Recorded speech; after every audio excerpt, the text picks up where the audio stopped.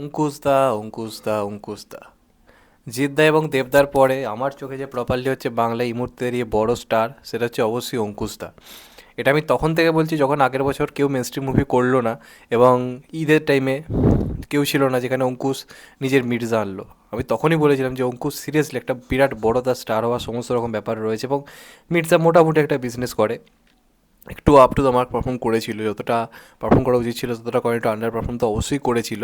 কিন্তু সিনেমাটা আমার ভালো লেগেছিল, অঙ্কুশকে আমার ভালো লেগেছিল, এবং সে প্রমাণ করেছিল যে জিৎ দেবের জুতো এসে পা গলানোর জন্য পুরোপুরি তৈরি। অনেকদিন ধরে সে কেরিয়ারে কাজ করছে। মির্জা বলা যেতে পারে একটা এমন অধ্যায় যেটা থেকে আমরা মানে অঙ্কুশকে পুরোপুরি স্টার দিতে, মানে পুরোপুরি একটা বড় স্টার ভেবে নিতে পারি। এরকম একটা সিনেমা ছিল, এই নিয়ে কোনো সন্দেহ নেই। তো আমি নিজে অঙ্কুশকে খুব রেসপেক্ট করি অ্যাজ এ মানুষ হিসেবে, পার্সন হিসেবে আমার দারুণ লাগে।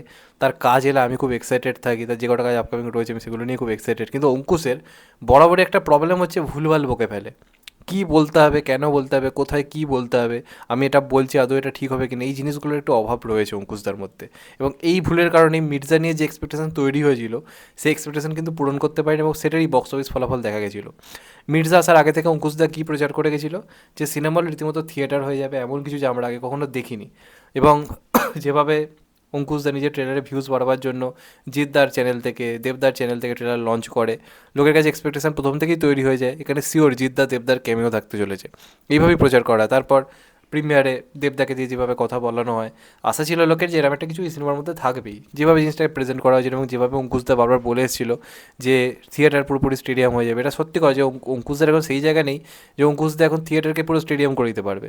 সেটা করতে পারে এই মুহূর্তে দাঁড়িয়ে জিৎ, দেব, প্রসেনজিৎ, এই তিনটে নাম, তাদের সেই ক্যাপাবিলিটি এখনও রয়েছে।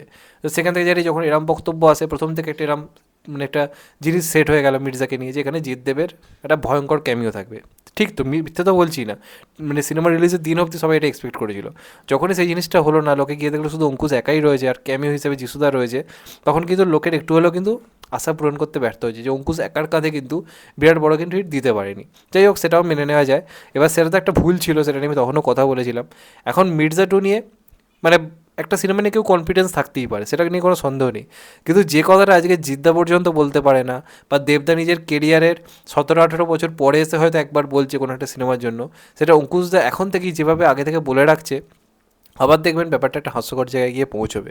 আমি মন থেকে বলছি, এটাকে অনেকে নেগেটিভিটি বলতে পারে, কিন্তু আমি এটা বলছি কিন্তু অঙ্কুশদার ভালোর জন্যই। সিরিয়াসলি মন থেকে ভালো। আমি চাই মির্জাটো এমন একটা সিনেমা হোক কাঁপিয়ে দিক, এবং আমি এটাও চাই যে 2026-এর সত্যিকার এটা একটা বড় সিনেমা হোক, হওয়া দরকার রয়েছে। যেভাবে সিনেমাটা শেষ হয়, যিশুদাকে যেভাবে ইন্ট্রোডিউস করানো হয়েছে, তো অঙ্কুশ ভার্সেস যিশু পুরো সিনেমা জুড়ে ব্যাপারটা, এবং যিশুদাকে ভিলেন হিসেবে সবাই এখন পছন্দ করে, তো নিঃসন্দেহে সিনেমাটা একটা বড় সিনেমা হতে চলেছে। এই নিয়ে কোনো সন্দেহ নেই। অন্ততপক্ষে 2026-এর তো বড় সিনেমা হতে চলেছে, আমি এক্সাইটেড আছি।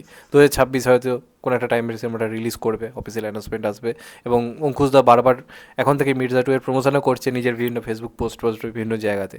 এবার আজকে আমি একটা নিউজ দেখলাম, মানে অঙ্কুশদার একটা বক্তব্য দেখলাম আনন্দবাজার, বা এই সময় আমি দেখলাম, সেখানে অঙ্কুশদা পুরোপুরি বলে দিচ্ছে মির্জা টু বাংলার সব থেকে বড় সিনেমা হতে চলেছে। এবার এটা বলার মানে কিন্তু লোকের কাছে এক্সপেকটেশনটা অনেক হাই হয়ে যাচ্ছে।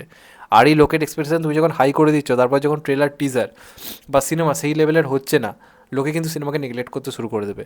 আজকে খাদান সত্যি বড় সিনেমা হওয়ার পরে দেব নিজের কেরিয়ারে এর আগে যে কাজগুলো এনেছে, কিন্তু বড় সিনেমা আনছি কিন্তু বলেনি, একটা খাদান এনে সে কিন্তু কথাটা বলেছে।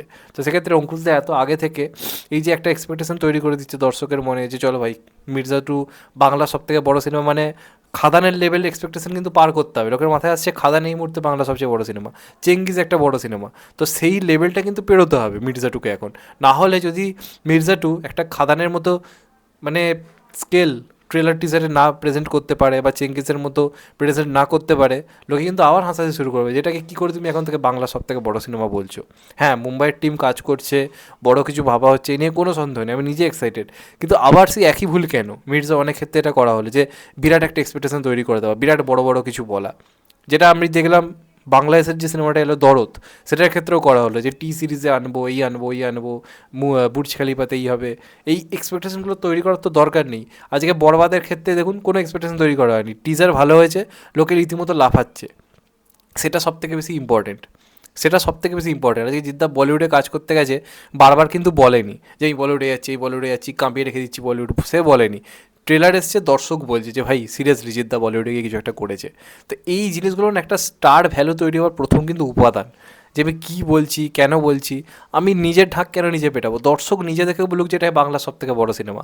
হ্যাঁ, অঙ্কুশদা আজকে 10-12 বছর পরে একটা বড় সুপারস্টার হয়ে গেছে, যার সিনেমা এলেই মার্কেটের বক্স অফিস আসছে, সে এরম কথা বলতেই পারে। কিন্তু যার এখন নিজের দখলে বক্স অফিস নেই, যে নিজের দখলে এখনও 6 থেকে 7 কোটি বক্স অফিস দিতে পারছে না, তার কিন্তু এই মুহূর্তে দিয়ে এত বড় একটা এক্সপেকটেশন সেট করে দেওয়া উচিত নয়।